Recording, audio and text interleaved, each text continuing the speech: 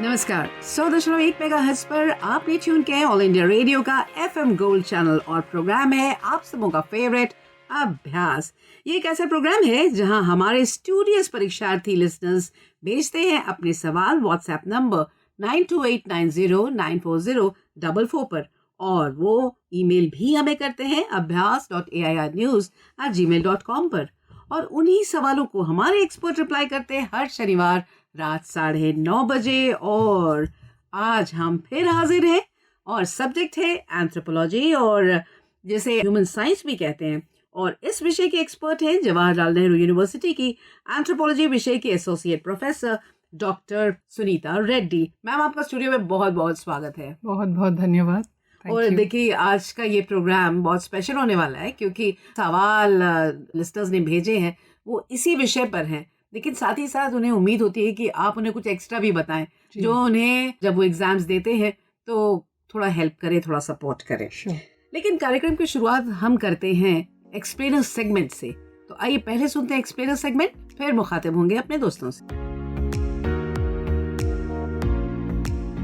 किसी चट्टान या जीवाश्म की आयु को स्थापित करने के लिए शोधकर्ता किसी प्रकार की घड़ी का उपयोग उसके बनने की तारीख को निर्धारित करने के लिए करते हैं। रेडियोकार्बन के गुणों का उपयोग करके कार्बनिक पदार्थ युक्त किसी वस्तु की आयु निर्धारित करने की एक विधि कार्बन का एक रेडियोधर्मी समस्थानिक रेडियोकार्बन डेटिंग कहलाता है। ये एक ऐसी विधि है जो जीवित जीवों से उत्पन्न कार्बन आधारित सामग्रियों के लिए वस्तुनिष्ठ आयु अनुमान प्रदान करती है। जीवाश्म रिकॉर्ड विकासवाद की समझ के लिए मौलिक है। भूवैज्ञानिक आमतौर पर प्राचीन घटनाओं की विश्वसनीय घड़ियों के रूप में पोटाशियम और कार्बन जैसे कुछ तत्वों के प्राकृतिक रेडियोधर्मी क्षय के आधार पर रेडियोमेट्रिक डेटिंग विधियों का उपयोग करते हैं। सभी जीवित चीजें प्राकृतिक रेडियोधर्मी कार्बन 14 की एक निश्चित मात्रा सहित वातावरण और उसके आसपास के खाद्य स्रोतों से कार्बन को अवशोषित करती हैं। जब पौधे या जानवर मर जाते हैं तो वे अवशोषित करना बंद कर देते हैं, लेकिन उनके द्वारा जमा किया गया रेडियोधर्मी कार्बन क्षय होता रहता है। ये कुछ हजार वर्षों के भीतर सटीक होना जारी है। आधुनिक अत्यंत सटीक तरीकों के साथ त्रुटि पार अक्सर केवल 1% होते हैं।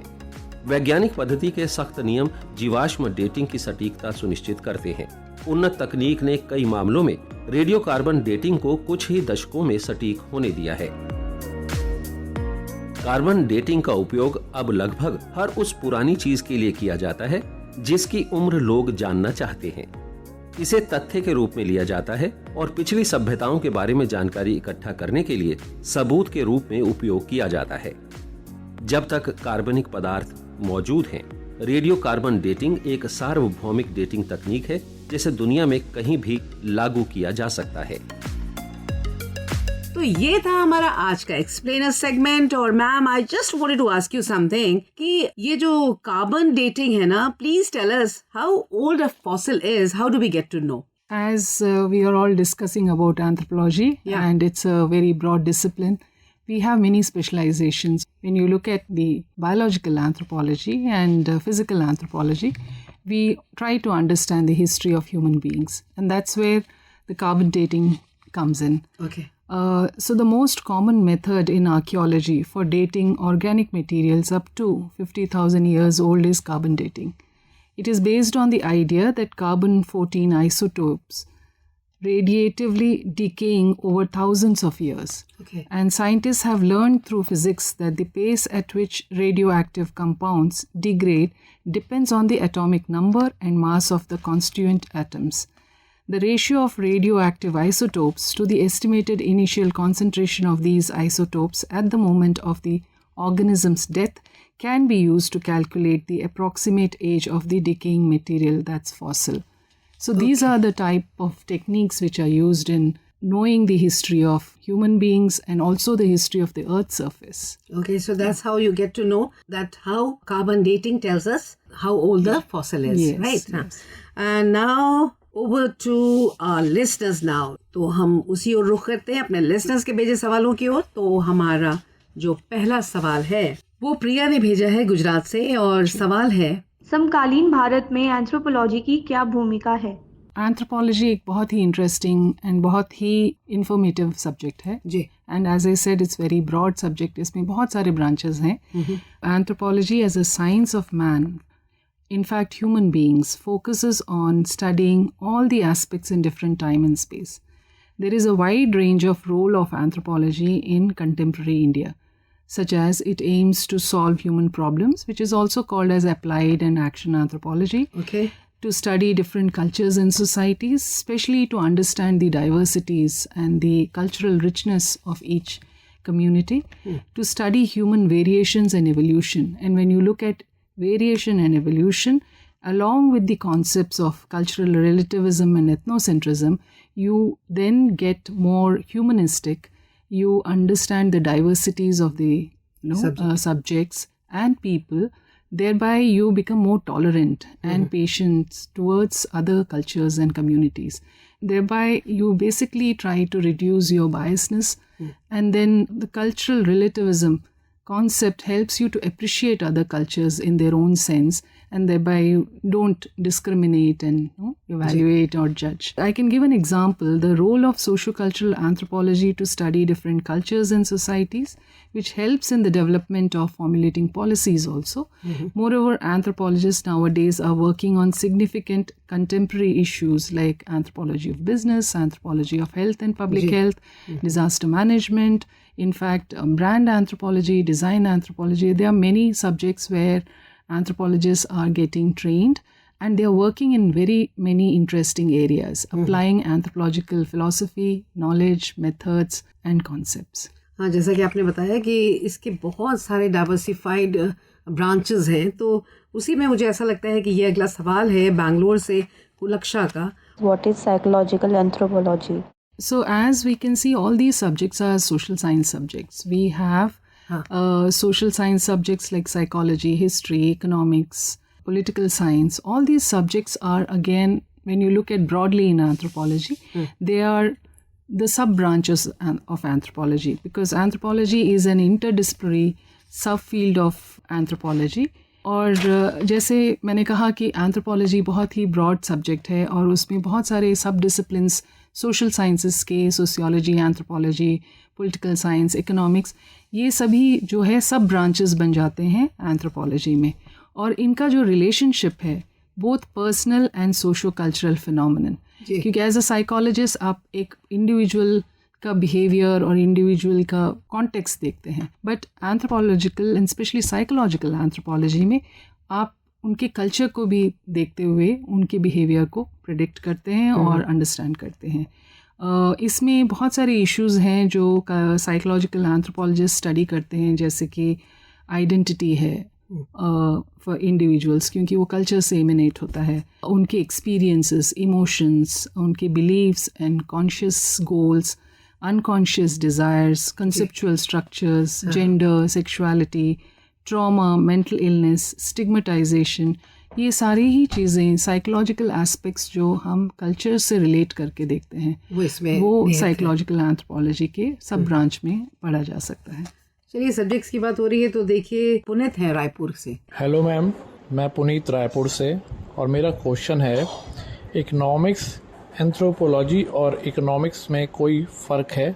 जी पुनीत जी, जैसा कि आपने कहा कि इकोनॉमिक्स और इकोनॉमिक एंथ्रोपोलॉजी दो डिफरेंट डिसिप्लिन्स हैं। इकोनॉमिक्स जो मेन डिसिप्लिन है, बट इकोनॉमिक एंथ्रोपोलॉजी जो है सब डिसिप्लिन ऑफ एंथ्रोपोलॉजी। इसमें इकोनॉमिक एंथ्रोपोलॉजी जो है वो production, exchange, consumption, meaning and use of both material objects and immaterial services दोनों को ही देखता है, क्योंकि अगर आप देखें इकोनॉमिक्स में इमटेरियल सर्विसेज को शायद ना देख पाएँ, बट एंथ्रोपोलॉजी के थ्रू आप उन इश्यूज़ को ह्यूमन पर्सपेक्टिव से देख सकते हैं। और अगर आप कोई भी ट्राइब्स के संदर्भ में देखें, उनके जो हाट होता है, जैसे संडे का हाट होता है जहाँ सब लोग बाज़ार लगता है, तो आप उनके एक्सचेंज को देखिए तो वो बहुत पर्टिकुलर नहीं होते हैं कि उन्हें बहुत पैसा कमाना है। वो आपस में एक्सचेंज में बिलीव करते Barter हैं। system, जी somewhat बिल्कुल, like that. और सोशल कनेक्शंस और इंटर रिलेशनशिप पे ज़्यादा उसके लिए बिलीव रहता करते है। जी, हैं, और वो बिल्कुल सही सभी कहा। एक साथ बैठ के उनके बिजनेस के साथ साथ उनका आपस में बातचीत, interactions, जी हाँ। वो सारा कुछ उनके साथ चलता है। और इकोनॉमिक एंथ्रोपोलॉजी में हमारा फोकस ज़्यादातर अब तक जो एंथ्रोपोलॉजी में रहा है वो ट्राइब्स को लेकर रहा है। अच्छा। तो स्मॉलर कम्युनिटीज़ में उनका एक्सचेंज क्या है, उनके मोड्स ऑफ प्रोडक्शन क्या है, वो कैसे मार्केट करते हैं, बार्टर करते हैं, इन सभी पे। वेर एज इकोनॉमिक्स फिर इंडस्ट्रियलाइज सोसाइटीज़ के लिए। हाउएवर एंथ्रोपोलॉजी में अभी भी लोग बहुत सारे फील्ड्स बाहर भी स्टडी कर रहे हैं, ट्राइब्स के अलावा भी मेन लैंड इंडस्ट्रियलाइज सोसाइटीज़ को भी स्टडी कर रहे हैं।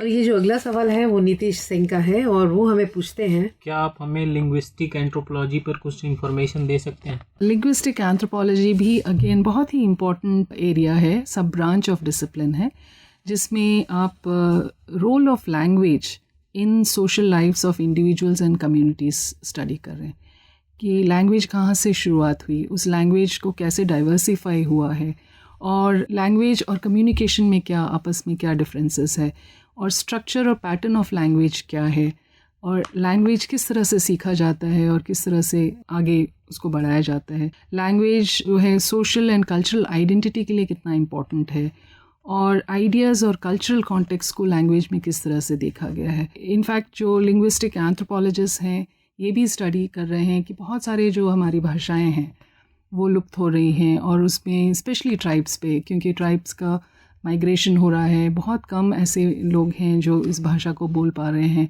ग्रेट अंडमानीज़ का लैंग्वेज ऑलमोस्ट ख़त्म ही हो गया है। तो ऐसी बहुत सारी लैंग्वेजेस हैं जो ख़त्म हो रही हैं, तो उनको हमें डॉक्यूमेंट करना और वापस रिवाइव करना बहुत ज़रूरी है। और ये सवाल है पूजा का पालमपुर से। वो पूछती हैं, समाज शास्त्र और सामाजिक निर्विज्ञान को अलग करने वाली दो मुख्य विशेषताएं क्या हैं?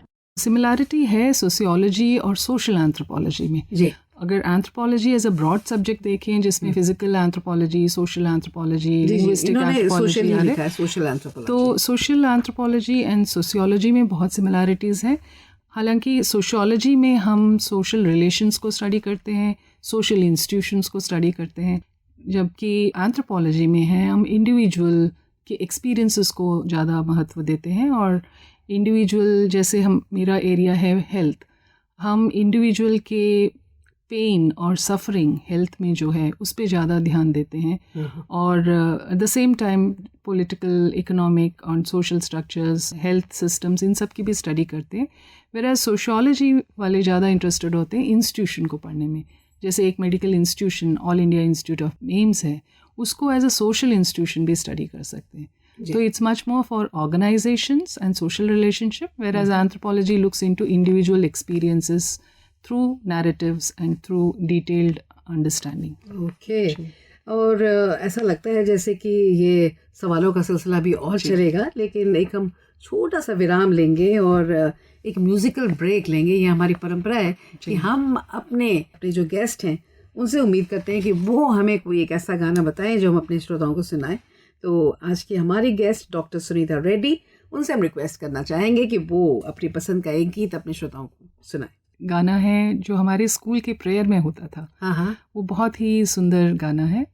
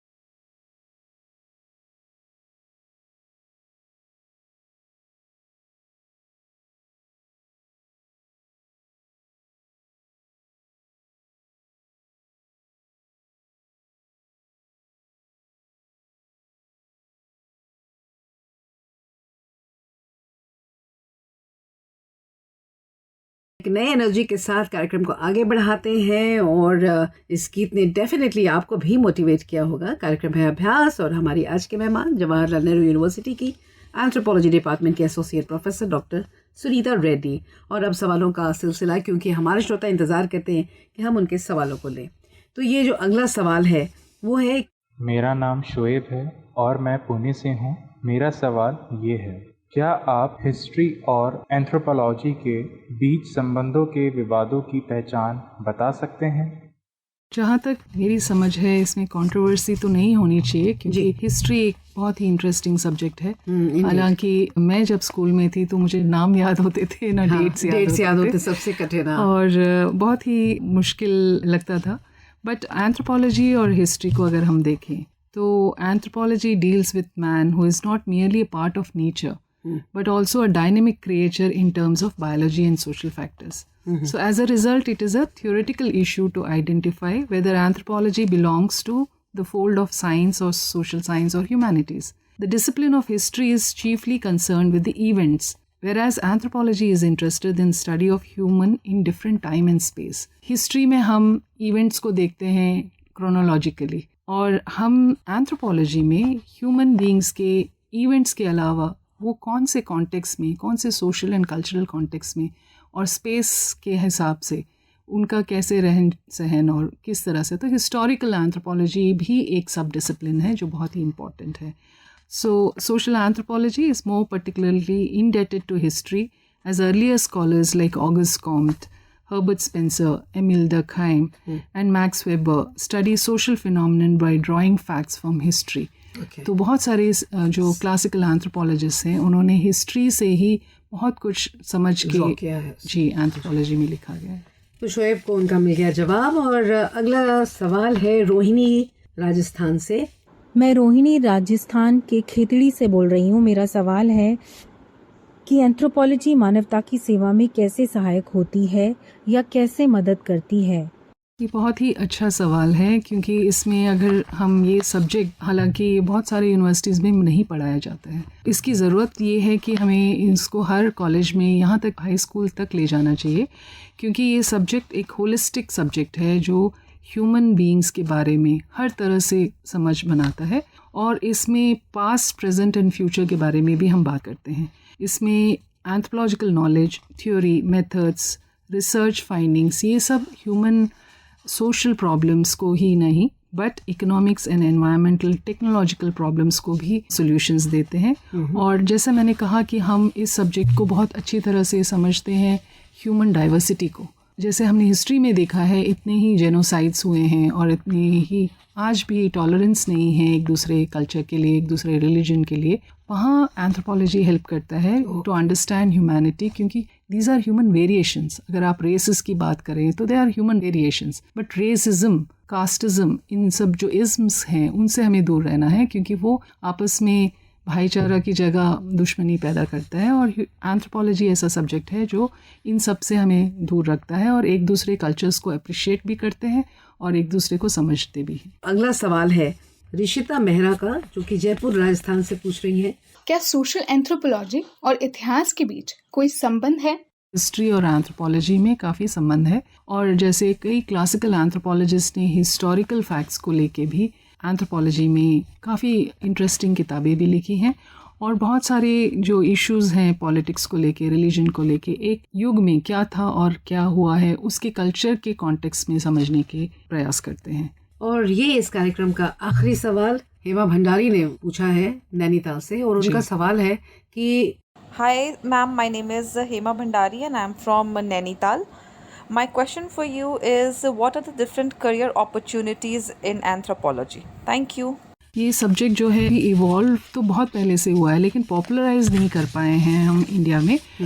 अगर हम देखें तो एंथ्रोपोलॉजी के स्टूडेंट्स एकेडमिक्स में तो है ही हैं, उसके अलावा सिविल सर्विसेज के लिए एक बहुत ही इम्पॉर्टेंट सब्जेक्ट माना जाता है, क्योंकि ये कई सारे सिविल सर्वेंट्स हमारे एंथ्रोपोलॉजी को पढ़ के बिल्कुल क्लियर करते हैं, क्योंकि ये बहुत ही एक तो इंटरेस्टिंग सब्जेक्ट है और दूसरा बहुत स्कोरिंग सब्जेक्ट भी है। इसके अलावा एंथ्रोपोलॉजी एंड म्यूजियोलॉजी, क्योंकि म्यूज़ियम्स कैसे सेट करना है, तो ये आप कल्चर से वाकिफ़ हैं और कल्चर के बहुत सारे मटेरियल कल्चर को लेके आप जानकार हैं, तो उसको कैसे हम म्यूज़ियम्स में डेवलप कर सकते हैं।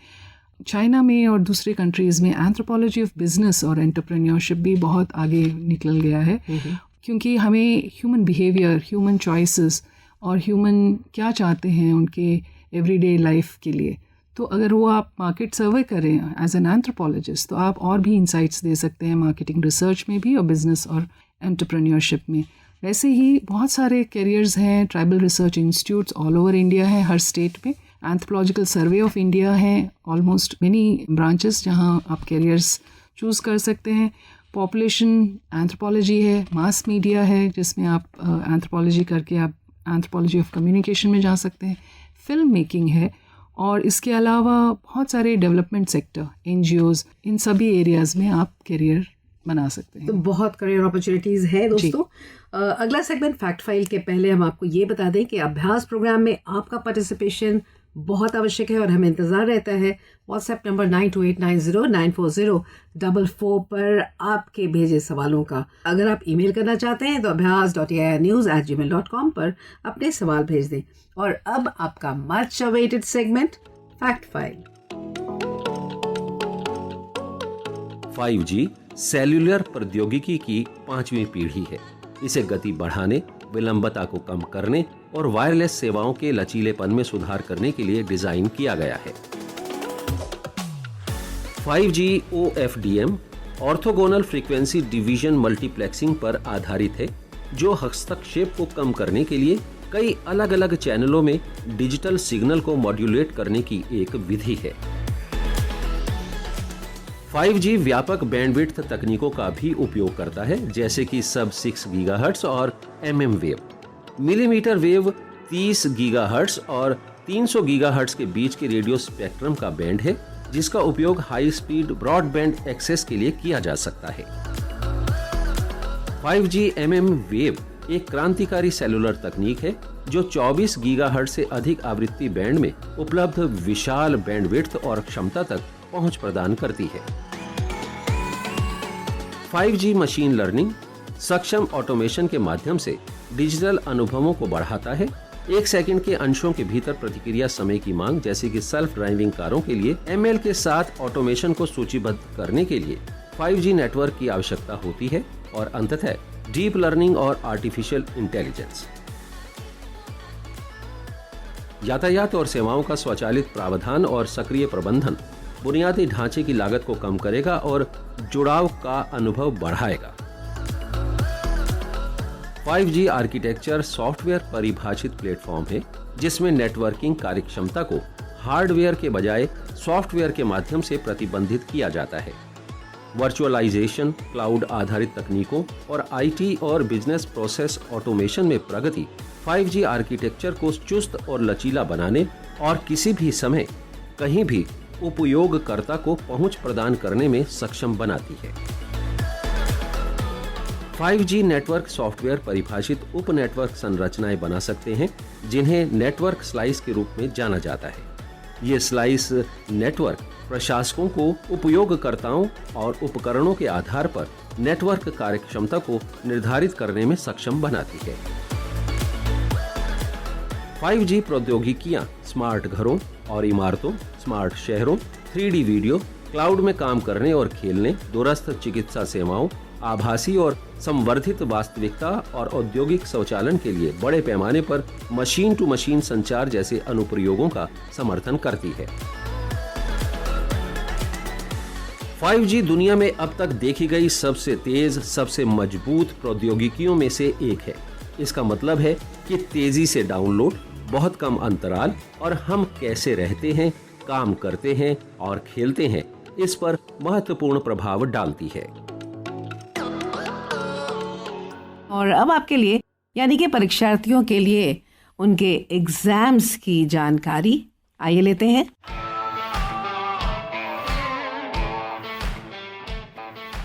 संघ लोक सेवा आयोग 4 सितंबर को राष्ट्रीय रक्षा अकादमी, नौसेना अकादमी NA परीक्षा आयोजित करेगा। यूपीएससी संयुक्त रक्षा सेवा परीक्षा द्वितीय परीक्षा 4 सितंबर को आयोजित की जाएगी। नाबार्ड ग्रेड ए भर्ती परीक्षा 7 सितंबर को आयोजित की जाएगी।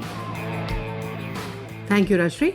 और अब हम गुजारिश करेंगे अपनी आज की मेहमान से कि वो हमारे लिसनर्स से जो एग्जामिनेशन में पूरी तरह से पढ़ाई कर रहे हैं, एनग्रॉस्ड हैं, उनसे आप एक ऐसा सवाल पूछें जो वो आपको जवाब दें राइट टाइम पर, क्योंकि ऐसा करने पे उन्हें मिलेगा एक ई certificate.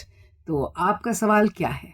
As an anthropologist, I am interested to know how you look at culture. What is culture according to you? तो ये बहुत ही सिंपल, आसान, at the same time very relevant. जल्द से जल्द हमें इस सवाल का जवाब दें। पिछले अंक में जो विजेता हैं उनका नाम है एकलव्य, तो आपको बहुत बहुत मुबारक। और आप अपने फीडबैक भी हमें ज़रूर भेजें, अवगत कराएं, और इस कार्यक्रम का विषय या इससे संबंधित कोई भी जानकारी आपको चाहिए तो आप हमें ज़रूर बताएं। आपको हमारा व्हाट्सएप नंबर मालूम है। तो इसके बाद अब हम अपनी मेहमान यानी हमारी जो आज की एक्सपर्ट हैं उनका यहाँ आने का, इतना वैल्यूबल टाइम स्पेयर करने का बहुत बहुत धन्यवाद करना चाहेंगे। Thank you so much. अब हमारा वक्त यहीं पे समाप्त होता है। अगले सप्ताह इसी दिन इसी समय हम आपसे फिर मिलेंगे। तो चलते चलते हम आपको ये बता दें कि हमारा अगला विषय होगा ज्योग्राफी यानी कि भूगोल, और आपको सवाल भेजना है 31 अगस्त से पहले। तो इसके साथ ही मुझे यानी विनीता को दें इजाजत। नमस्कार, शुभ रात्रि।